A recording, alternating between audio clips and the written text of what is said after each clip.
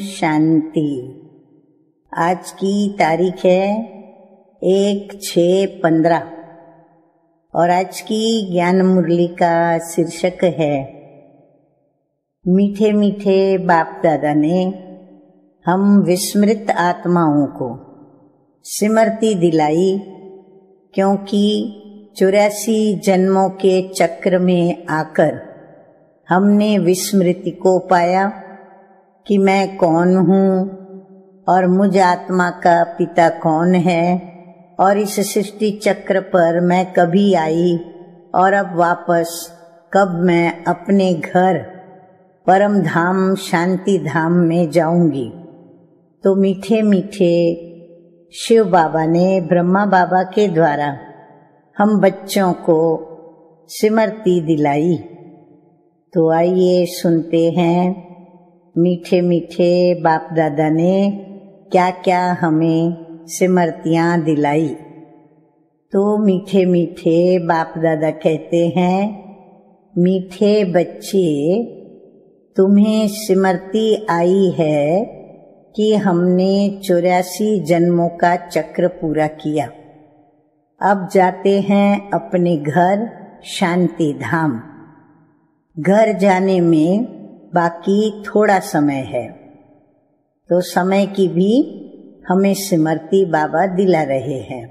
प्रश्न है, जिन बच्चों को घर चलने की स्मृति रहती है उनकी निशानी क्या होगी?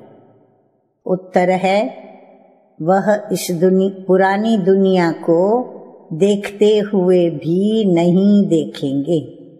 उन्हें बेहद का वैराग्य होगा और धंधे दोरी में रहते हल्के रहेंगे। इधर उधर जरमुई झंगमुई की बातों में अपना समय बर्बाद नहीं करेंगे और अपने को इस दुनिया में मेहमान समझेंगे। तो 5 बातें बाबा ने पक्की कराई है आज, तो इसीलिए हम अभी आगे बढ़ते हैं। बाबा कहते हैं कि सिर्फ तुम संगम युगी ब्राह्मण बच्चे ही जानते हो कि हम थोड़े समय के लिए इस पुरानी दुनिया के मेहमान हैं। तो मेहमान की तरह ही हमें रहना है। मेहमान कहने से मतलब इस पुरानी दुनिया से कहीं भी लगाव हमारा नहीं होना चाहिए। आगे बाबा कहते हैं कि तुम्हारा सच्चा घर है शांति धाम। उनको ही मनुष्य बहुत याद करते हैं कि मन को शांति मिले, परंतु मन क्या है, शांति क्या है, हमको मिलेगी कहाँ से, कुछ भी समझते नहीं है। तुम जानते हो अभी अपने घर जाने के लिए बाकी थोड़ा समय है। सारी दुनिया के मनुष्य मात्र नंबरवार वहां जाएंगे। वह है शांति धाम और ये है दुख धाम। ये याद करना तो बाबा कहते हैं सहज है ना। कोई भी बूढ़े हो जवान हो ये तो याद कर सकते हो ना। इनमें सारी सृष्टि का ज्ञान आ जाता है, सारी डिटेल बुद्धि में आ जाती है। अभी तुम कहाँ बैठे हो? तो बाबा कहते हैं कि अभी तुम संगम युग पर बैठे हो और ये बुद्धि में रहता है कि हम जा रहे हैं शांति धाम, अपने घर, ड्रामा प्लान अनुसार। अब ये बुद्धि में रहने से क्या होता है, क्या प्राप्ति होती हम बच्चों को? तो बाबा कहते हैं तुमको खुशी रहेगी, दूसरा स्मृति रहेगी कि हमको अपने 84 जन्मों की अभी स्मृति आई है। अब वो भक्ति मार्ग वो अलग है, ये है ज्ञान मार्ग की बातें बाप समझा रहे हैं। मीठे बच्चों, अब अपना घर याद आता है? कितना सुनते रहते हो, ढेर बातें सुनते हो, एक यही है कि अभी हम शांति धाम जाएंगे, फिर हम सुख धाम में आएंगे। बाबा कहते ये एक बात पहले तो पक्की करो, बाप आया ही है पावन दुनिया में ले जाने के लिए। सुख धाम में भी आत्माएं सुख और शांति में रहती हैं, और शांति धाम में सिर्फ शांति ही शांति है। अब यहाँ तो बहुत हंगामा है ना।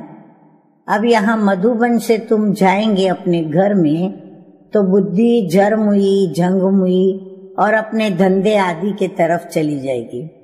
यहाँ तो वो झंझट नहीं रहती। तुम जानते हो हम आत्माएं हैं ही शांति धाम की निवासी। यहाँ हम पार्टधारी बने हैं, और कोई को ये पता नहीं है कि हम पार्टधारी कैसे हैं। तुम बच्चों को ही बाप आकर के पढ़ाते हैं, कोटों में कोई पढ़ते हैं, सब तो नहीं पढ़ेंगे। तुम अभी कितने समझदार बनते हो। पहले क्या थे? बेसमझ थे।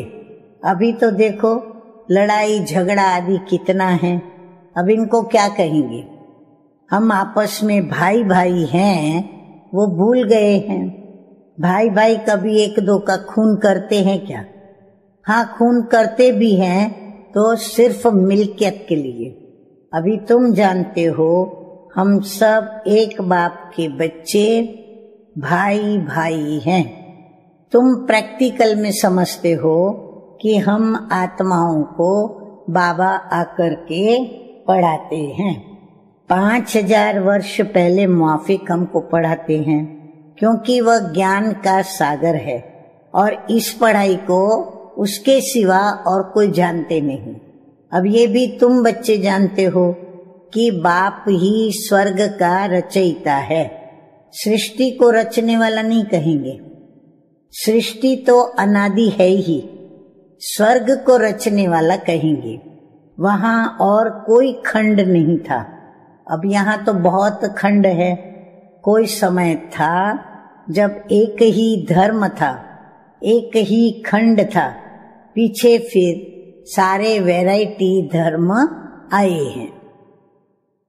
तो बाबा कहते हैं अभी बुद्धि में बैठता है कि वैरायटी धर्म कैसे आते हैं। पहला पहला आदि सनातन देवी देवता धर्म है। सनातन धर्म भी यहाँ कहते हैं, परंतु अर्थ तो कुछ समझते नहीं।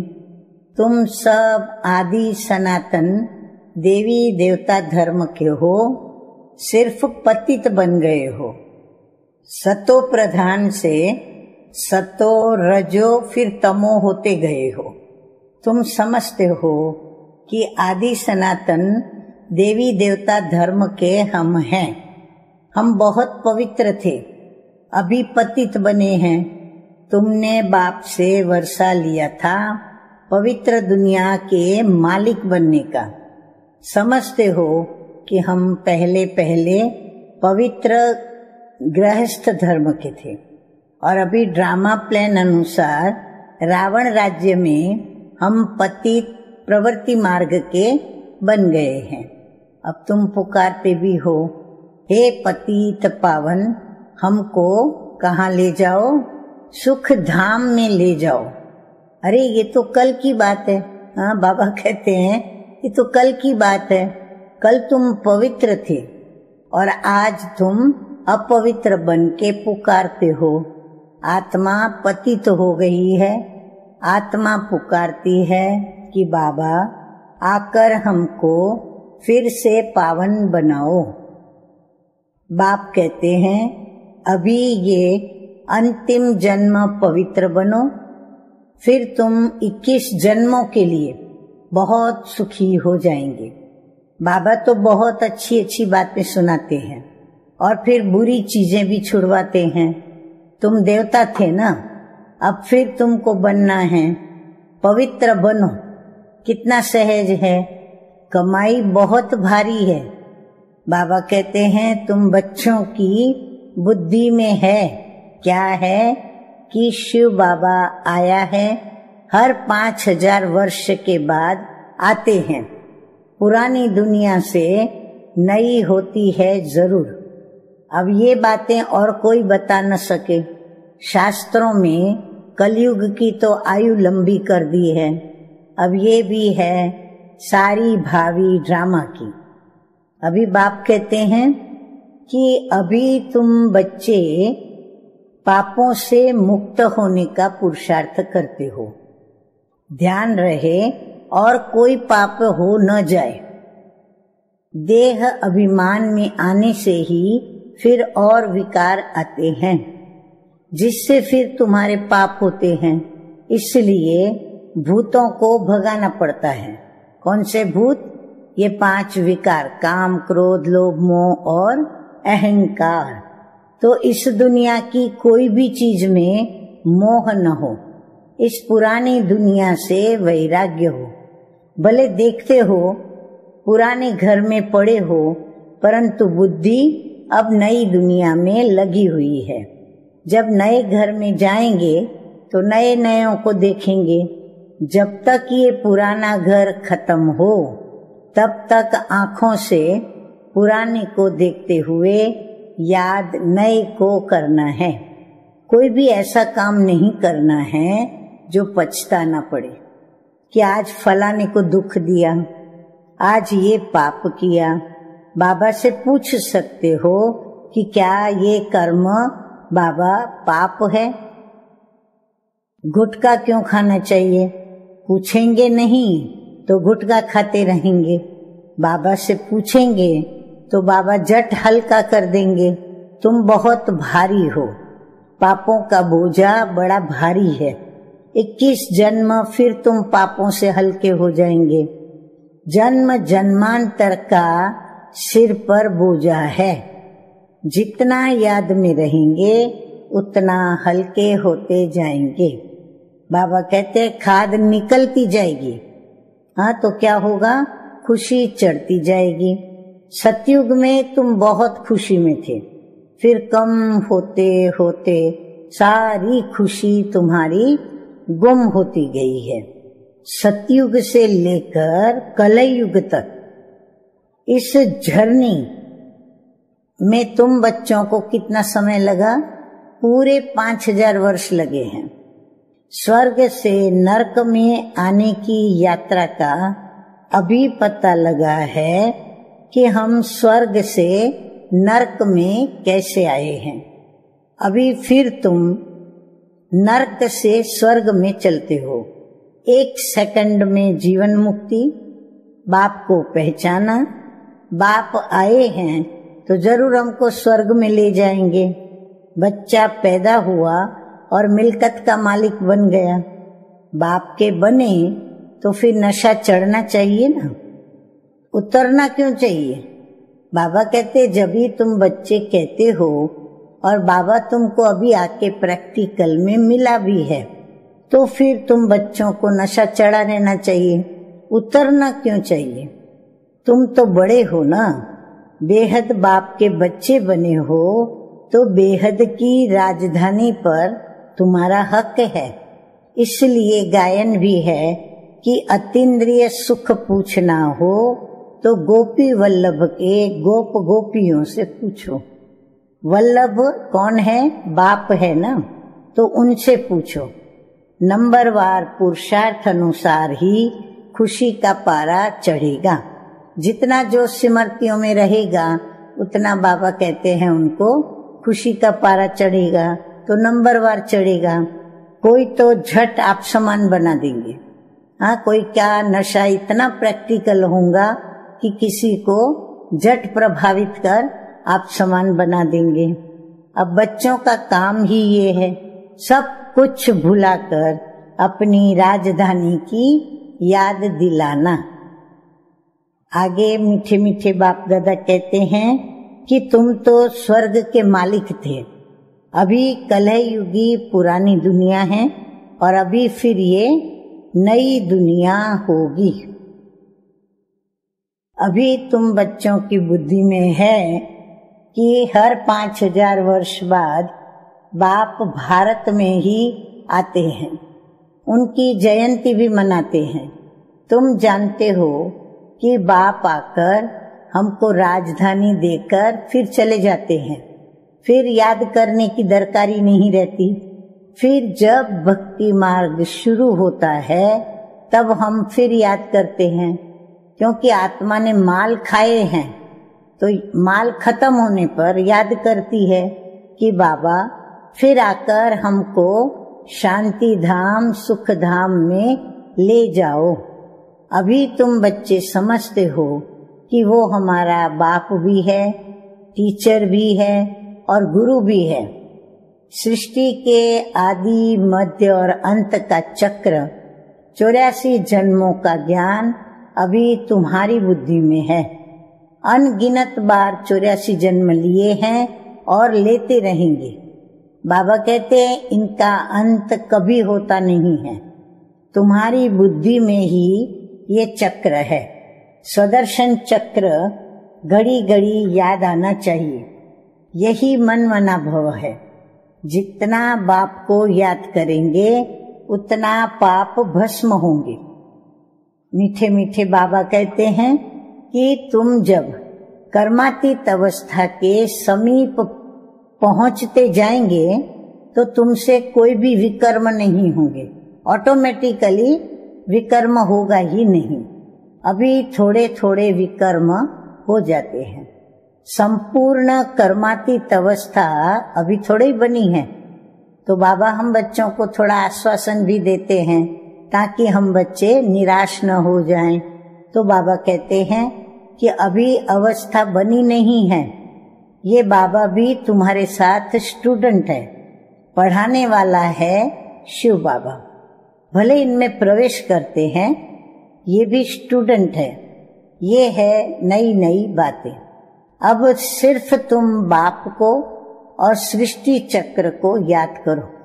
वो है भक्ति मार्ग और ये है ज्ञान मार्ग। रात दिन का फर्क है। वहां कितने झांझ घंट आदि बजाते हैं, यहाँ सिर्फ याद में रहना है। आत्मा तो अमर है, अकाल तख्त भी है। ऐसे नहीं कि अकाल मूर्त सिर्फ बाप है, तुम भी अकाल मूर्त हो।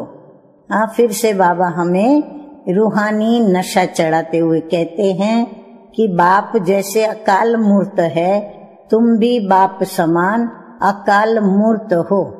अकाल मूर्त आत्मा का ये भ्रुकुटी तख्त है। हाँ, बाबा जानकारी भी दे रहे हैं तो जरूर भ्रुकुटी में ही बैठेंगे। हाँ, तख्त हमारा वो है तो हम वहीं जाके बैठेंगे, पेट में थोड़ी जाके बैठेंगे। अभी तुम जानते हो कि हम अकाल मूर्त आत्मा का तख्त कहाँ है। इस भ्रुकुटी के बीच में हमारा तख्त है। अमृतसर में भी अकाल तख्त है ना।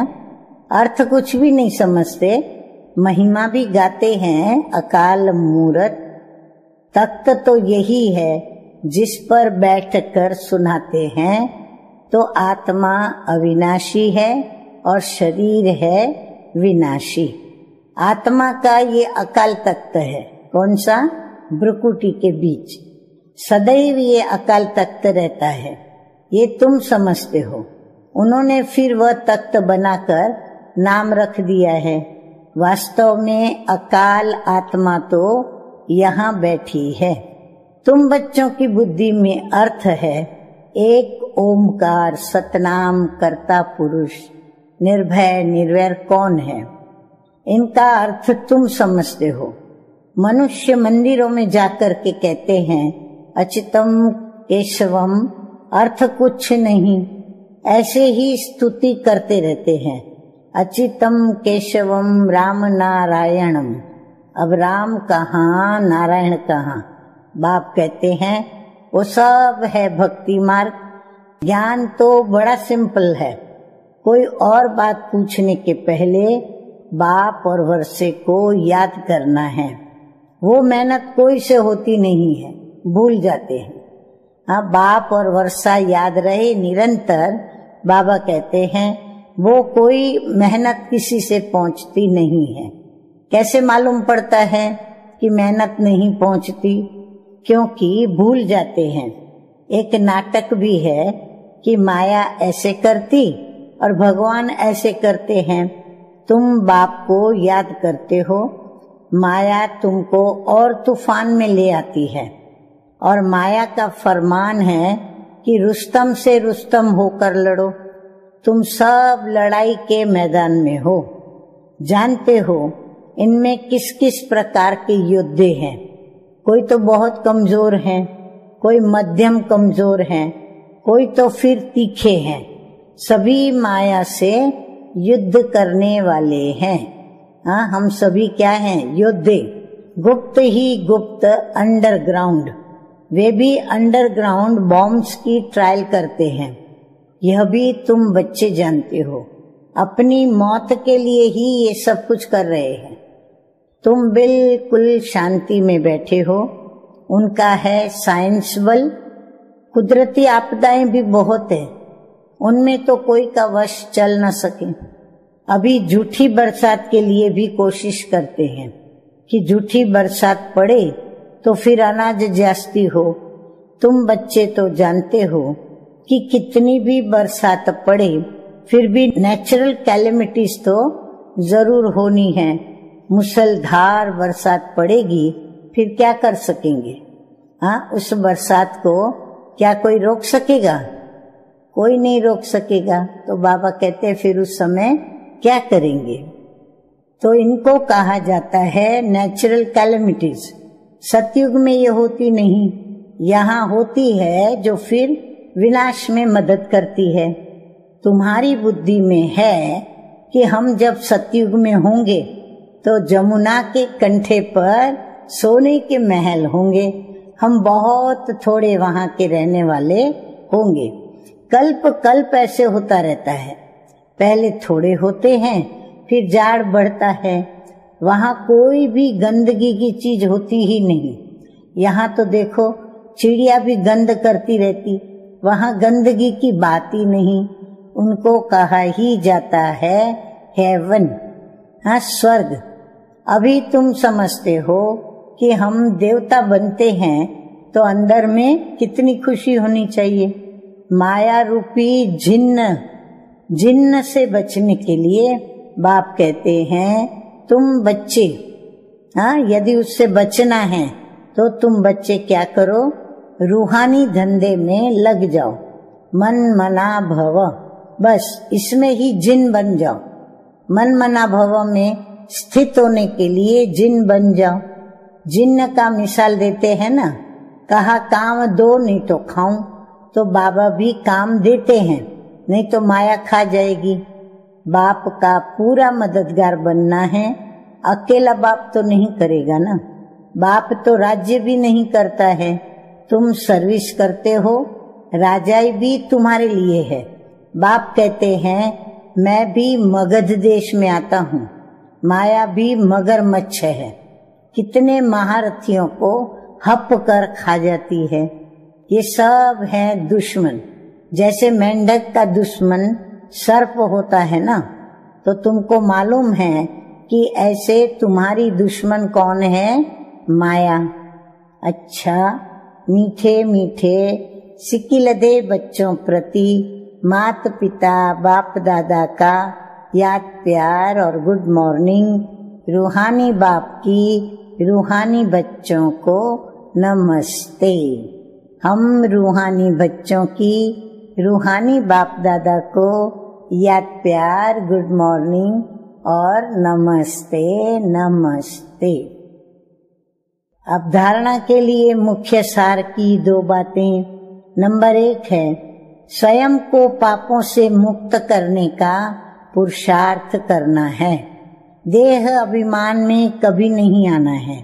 इस दुनिया की कोई भी चीज में मोह नहीं रखना है। नंबर 2 है माया रूपी जिन्न से बचने के लिए बुद्धि को रूहानी धंधे में बिजी रखना है। बाप का पूरा पूरा मददगार बनना है। वरदान है आज का, परमात्म मिलन द्वारा रूह रिहान का सही रेस्पॉन्स प्राप्त करने वाले बाप समान बहुरूपी भव। बाप कहते हैं कि जैसे बाप बहुरूपी है, सेकंड में निराकारी से आकारी वस्त्र धारण कर लेते हैं, ऐसे आप भी इस मिट्टी की ड्रेस को छोड़ आकारी फरिश्ता ड्रेस, चमकीली ड्रेस पहन लो तो सहज मिलन भी होगा और रूह रिहान का क्लियर रिस्पॉन्स समझ में आ जाएगा, क्योंकि वह ड्रेस पुरानी दुनिया की वृत्ति और वाइब्रेशन से, माया के वाटर या और फायर से प्रूफ है। उसमें माया इंटरफियर नहीं कर सकती। स्लोगन है आज का, दृढ़ता असंभव में भी संभव करा देती है। ओम शांति।